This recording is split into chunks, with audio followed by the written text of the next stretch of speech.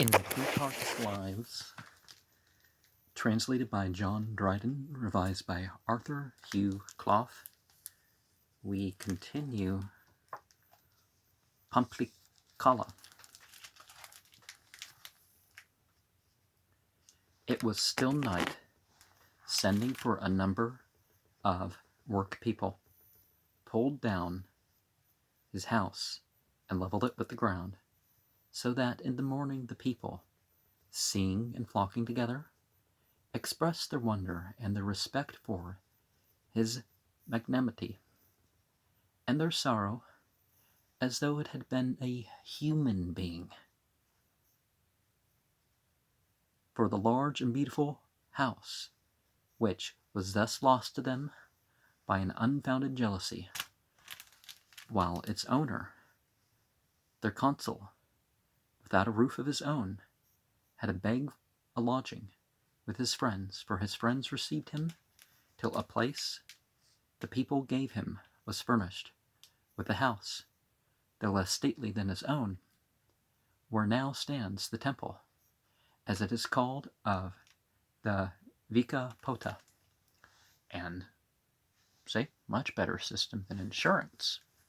Not only is more covered when society helps each other when they lose, but society gets more of the money, or resources, there's some moral implications too. He resolved to render the government as well as himself, instead of terrible, familiar and pleasant to the people, and parted the axes from the rods, and always upon his entrance into the assembly lowered these also to the people, to show in the strongest way the republican foundation of the government. And this the consuls observe to this day. But the humility of the man was but a means, not as they thought, of lessening himself, but merely to abate their envy by this moderation.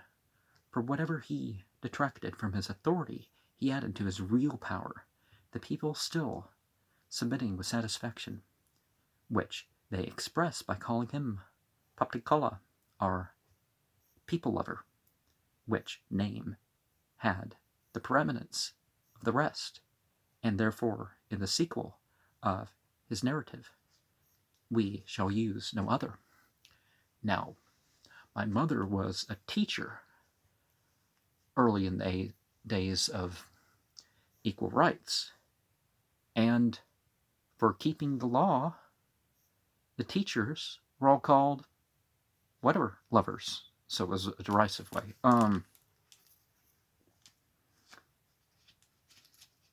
There was multiple things you could put in front of that. He gave free leave to any to sue for the consulship, but before admittance of a colleague, mistrusting the chances lest emulation or ignorance should cross his designs, by his sole authority enacted his best and most important measures. First, he supplied the vacancies of the senators, whom either Tarquin long before had put to death, or the war lately cut off. Those that he enrolled, they write, amounted to 164. Afterwards he made several laws which added much to the people's liberty, in particular one granting offenders the liberty of appealing to the people from the judgment of the consuls, a second that made it death to usurp any magistracy without the people's consent. Rumbling the tumbly there. Third, for the relief of poor citizens, which, taking off their taxes, encouraged their labors. Another against disobedience to the consuls, which was no less popular than the rest, and rather to the benefit of the commonalty than to the advantage of the nobles, for it imposed upon disobedience the penalty of 10 oxen and 2 sheep, the price of a sheep being 10 bulls of an ox, 100. For the use of money was then infrequent amongst the Romans, but their wealth and cattle great. Even now pieces of property are called peculia, from pecus, cattle, and they had stamped upon their most ancient money an ox, a sheep, or a hog, and surnamed their sons Suilii, Bubulci, Caprarii, and Porcii, from Capraa, goats, and Porci, hogs.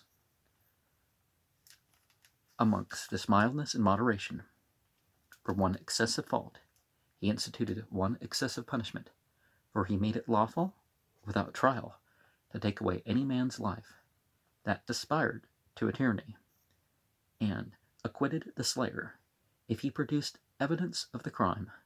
For though it was not probable for a man whose designs were so great to escape all notice, yet because it was possible he might, although absurd by force, anticipate judgment, which the usurpation itself within preclude, he gave a license to any to anticipate the usurper.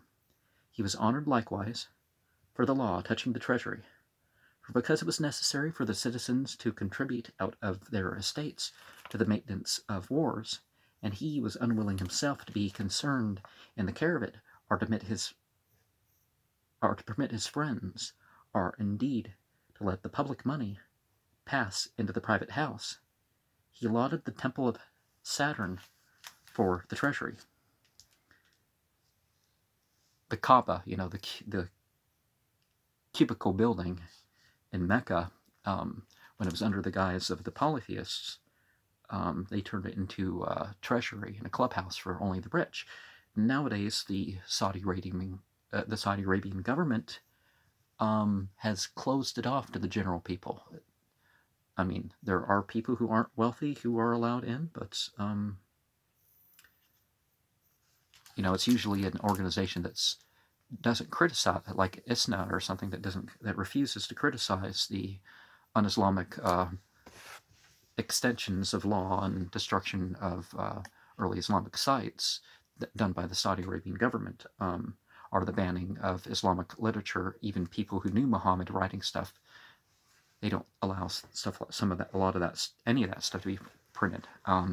Nothing from the first generation is allowed to be printed. But and anyways, it's analogous because the Saturnian symbolism, you can have Saturnian symbolism without saying that Saturn is a god or whatever. And it's probably because I'm not saying right. Anyways,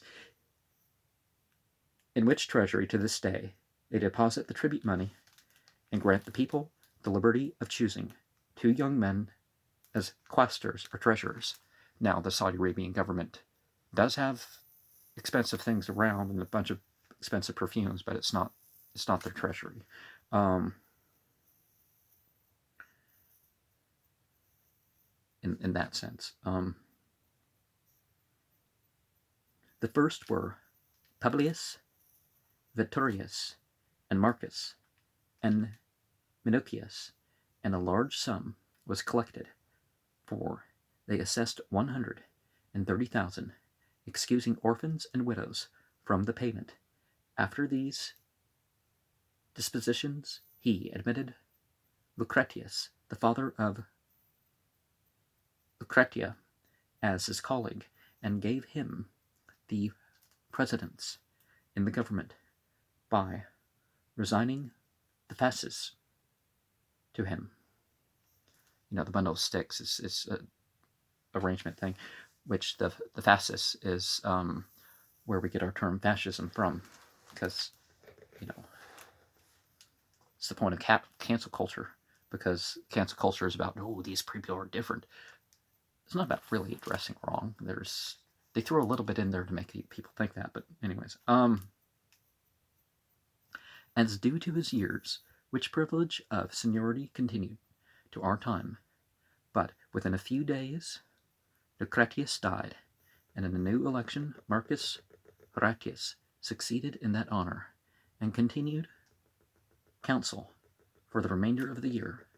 Now what's Tarquin was making preparations in Tuscany for a second war against the Romans, it is said a great portent occurred. When Tarquin was king and had all but completed the buildings of the capital, designing, whether from the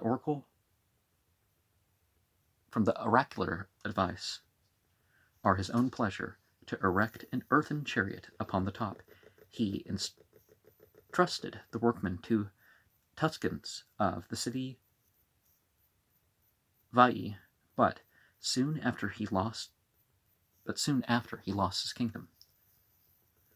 The work thus modelled, the Tuscans set in a furnace, but the clay showed not those passive qualities which usually attend its nature, to subside and be condensed upon the evaporation of the moisture, but rose and swelled out to that bulk, that when solid and firm, notwithstanding the removal of the roof and opening the walls of the furnace, it could not be taken out without much difficulty.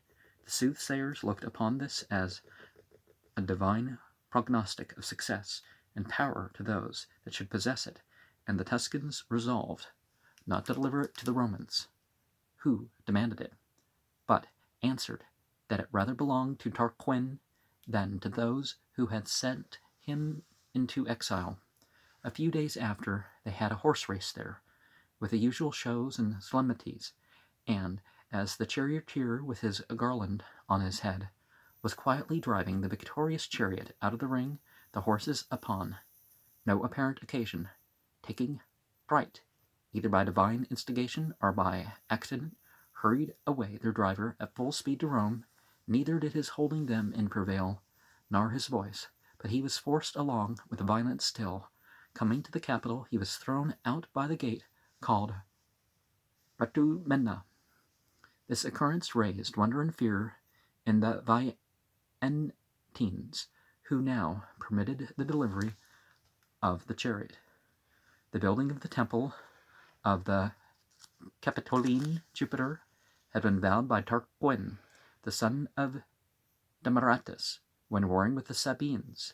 Tarquinius Superbus, his son or grandson, built, but could not dedicate it, because he lost his kingdom before it was quite finished. And now that it was completed with all its ornaments, Poplicola was ambitious to dedicate it, but the nobility envied him that honor, as indeed also, in some degree, those imprudence in making laws and conduct in wars entitled him to, grudging him at any rate the addition of this. They urged Horatius to sue for the dedication, and whilst Poplicola was engaged in some military expedition, voted it to Horatius, and conducted him to the capital, as though, were Poplicola present, they could not have carried it. Yet some right Poplicola was, by lot, destined against his will to the expedition, the other to the dedication, and what happened in the performance seemed to intimate some grounds for this conjecture. For upon the Ides of September, which happens about the full moon of the month Metagetmion, the people having assembled at the Capitol, and silence being enjoined, Horatius, after the performance of other ceremonies, holding the doors according to the custom, was proceeding to pronounce the words of dedication, when Marcus, the brother of Poplicola, who had got a place on purpose beforehand near the door, observing his opportunity, cried, "O consul, thy son lies dead in the camp," which made a great impression upon all others who heard it, yet in no wise discomposed Horatius, who returned merely the reply, "Cast the dead out whither you please. I am not a mourner," and so completed the dedication. The news was not true, but Marcus thought the lie might avert him from his performance, but it argues him a man of wonderful self-possession, whether he at once saw through the cheat, believing it is true, showed no discomposure. The same fortune attended the dedication of the second temple. The first, as has been said, was built by Tarquin and dedicated by Horatius. It was burnt down in the civil wars. The second, Sylla built, and dying before the dedication, left that honor to Catullus. Now, of course, in guise of this channel, I would, find most interest in how the temple was dedicated, right?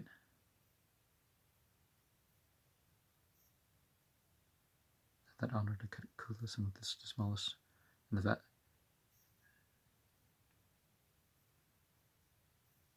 I forgot exactly where we were.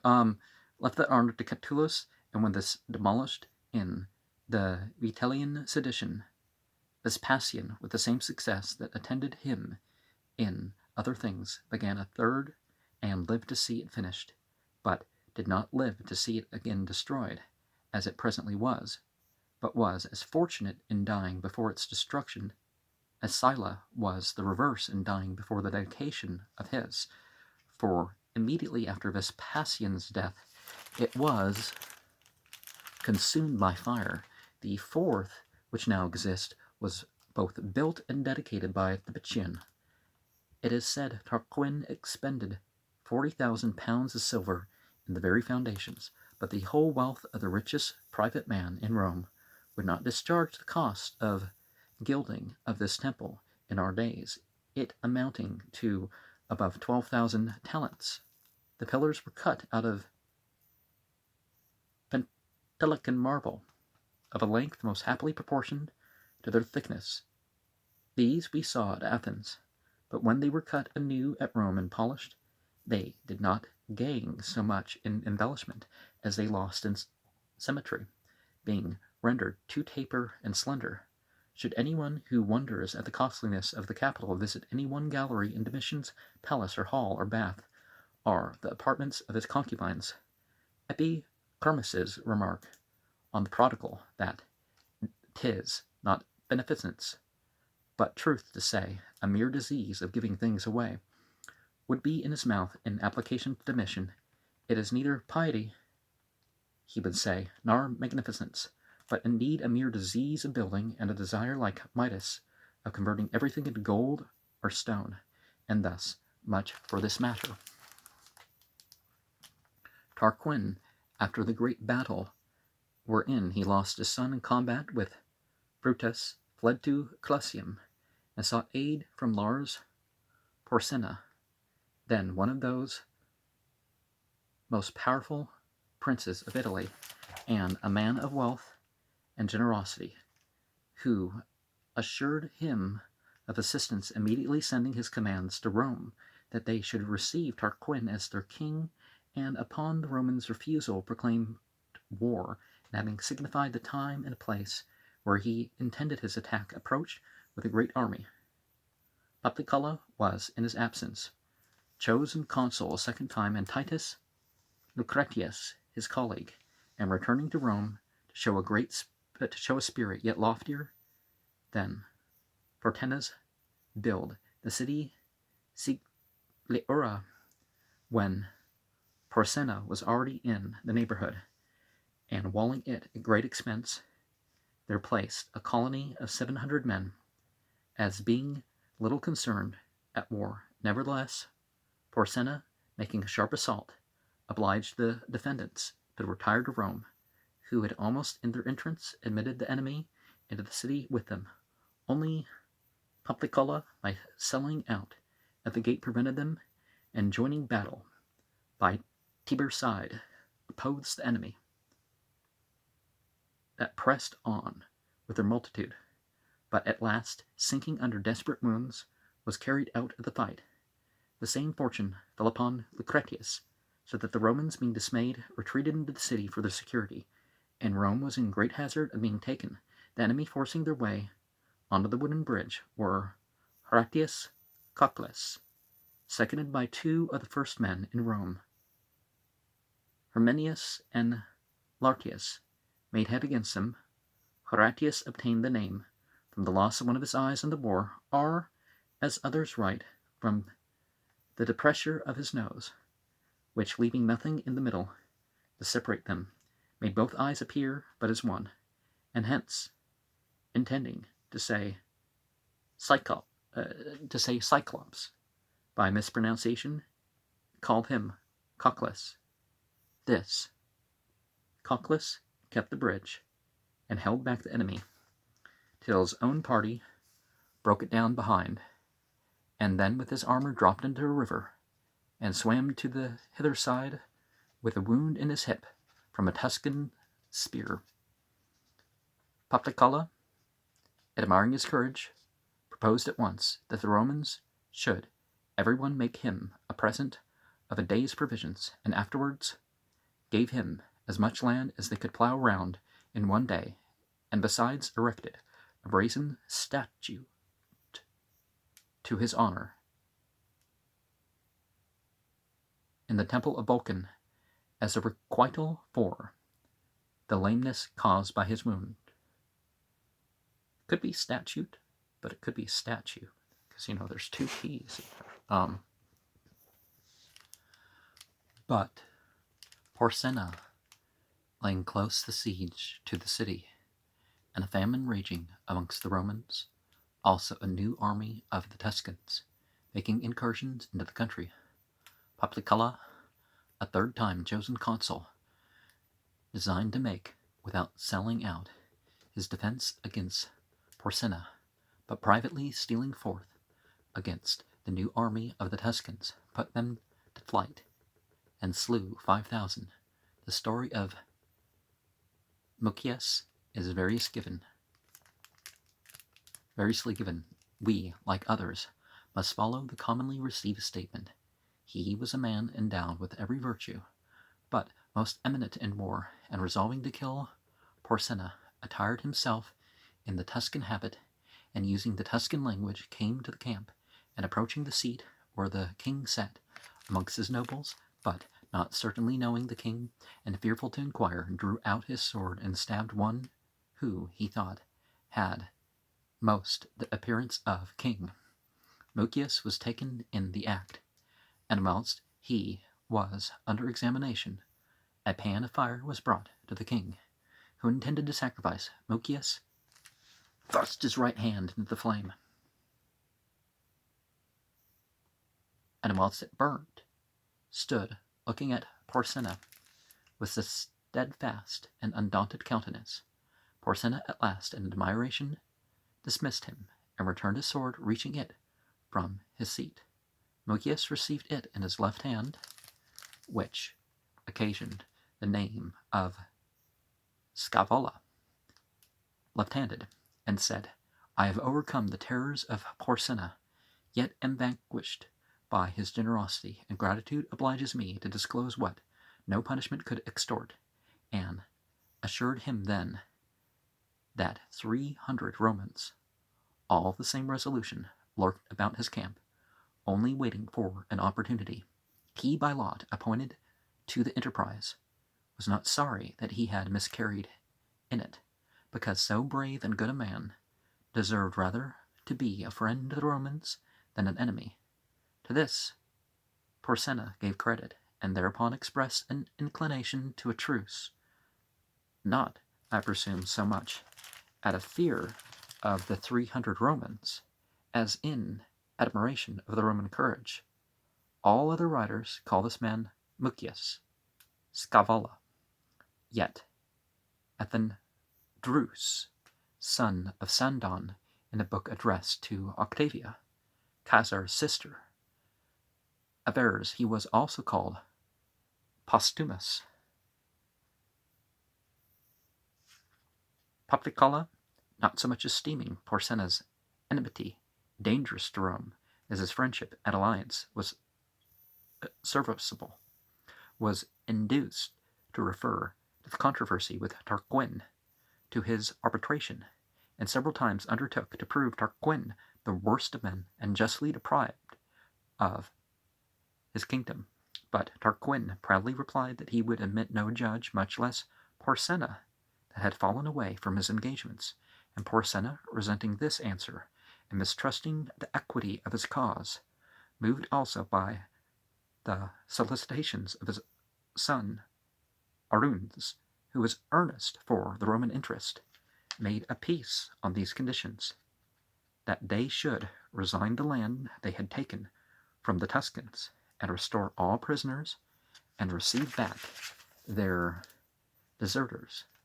To confirm this peace, the Romans gave as hostages 10 sons of patrician parents and as many daughters, amongst whom was Valeria, the daughter of Poplicola.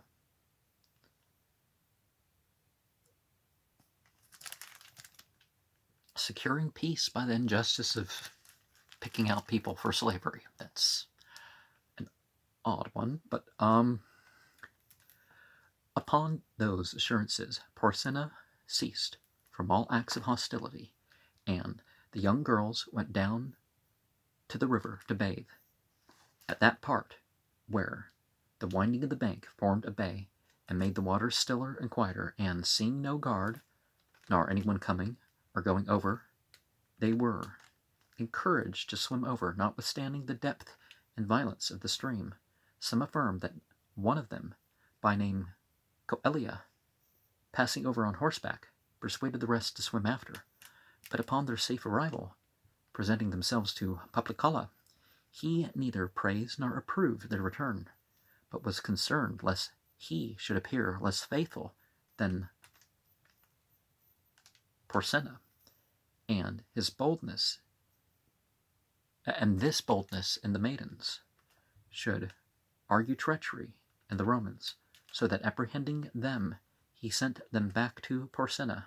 But Tarquin's men, having intelligence of this, laid a strong ambuscade on the other side for those that conducted them, and while these were skirmishing together, Valeria, the daughter of Poplicola, rushed through the enemy and fled, and with the assistance of 3 of her attendants, made good her escape, whilst the rest were dangerously hedged in by the soldiers. But Arun's, Porsenna's son, upon tidings of it, hastened to the rescue, and putting the enemy to flight, delivered the Romans. When Porsenna saw the maiden returned, demanding who was the author and adviser of the act, and understanding Coelia to be the person, he looked on her with a cheerful and benignant countenance, and commanding one of his horses to be brought, sumptuously adorned,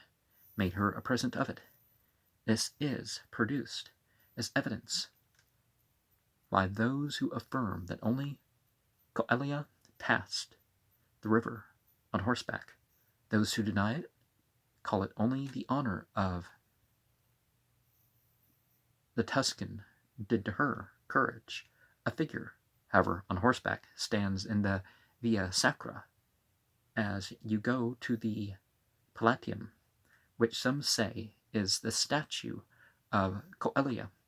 Others of Valeria, Porsenna, thus reconciled to the Romans, gave them a fresh instance of his generosity, and commanded his soldiers to quit the camp merely with their arms, leaving their tents full of corn and other stores as a gift to the Romans. Hence, even down to our time, when there is a public sale of goods, they cry Porsenna's first, by way of perpetual commemoration of his kindness. There stood also, by the Senate house, a brazen statue of him, of plain and antique workmanship. Now, Nietzsche spoke that in the removal of, the morality and strength of Christianity, we have to be worried about the rise of the cult of the state. But we find very distinctly the Romans and the Greeks, and who knows how many other cultures had actually such a cult of the state that they made their heroes. Oh, maybe they didn't call them gods or goddesses, but eventually, they make a statue, and then they, start worshiping the entity. They start by respecting, and then they make their way towards taking something as an intercessory god, a saint, whatever you want to call it. So they really did demonize the state. Oh, the great heroes of America. If America was less Christian, I think there'd be there could be a full-on popular state where people pray to Thomas Jefferson and all that stuff. State House to raise a statue of him playing an antique workmanship. Afterwards, the Sabines making incursions upon the Romans. Marcus Valerius, brother to Poplicola, was made consul, and with him Postumius, Tiburtus, Marcus, through the management of affairs by the conduct and direct assistance of Poplicola, obtained 2 great victories, in the latter of which he slew 13,000 Sabines without the loss of 1 Roman, and was honored as an accession to his triumph, with an house built in the Palatium at the public charge, and whereas the doors of other houses opened inward into the house, they made this to open outward into the street, intimate the perpetual public recognition of his merit, by thus continually making way for him. The same fashion in their doors the Greeks, they say, had of old universally, which appears from their comedies, where those that are going out make a noise at the door within, to give notice to those that pass by or stand near the door, that the opening the door into the street might occasion no surprisal. The year after, Poplicola was made consul the 4th time, when a confederacy of the Sabines and Latins threatened a war. A superstitious fear also overran the city on the occasion of general miscarriages of their women, no single birth coming to its due time. Poplicola, upon consultation of the Sibylline books, the Oracle Reader books, sacrificing to Pluto and renewing certain games commanded by Apollo, restored the city to more cheerful assurance in those that they considered to be gods and goddesses, and then prepared against the menaces of men. There were appearances of great preparation and of a formidable confederacy.